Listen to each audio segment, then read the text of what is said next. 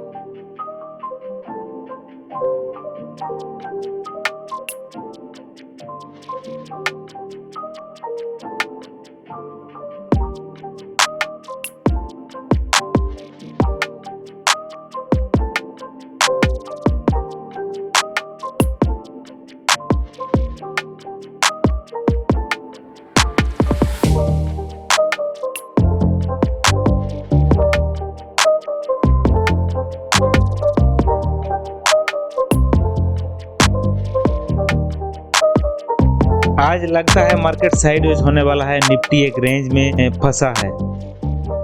अगर किसी सवाल और सुझाव है तो नीचे बता दीजिएगा, और किस टॉपिक पे वीडियो चाहिए नीचे कमेंट कर दीजिएगा। आज के लिए इजाजत दीजिए, फिर मिलेंगे नेक्स्ट वीडियो में। Thanks for watching.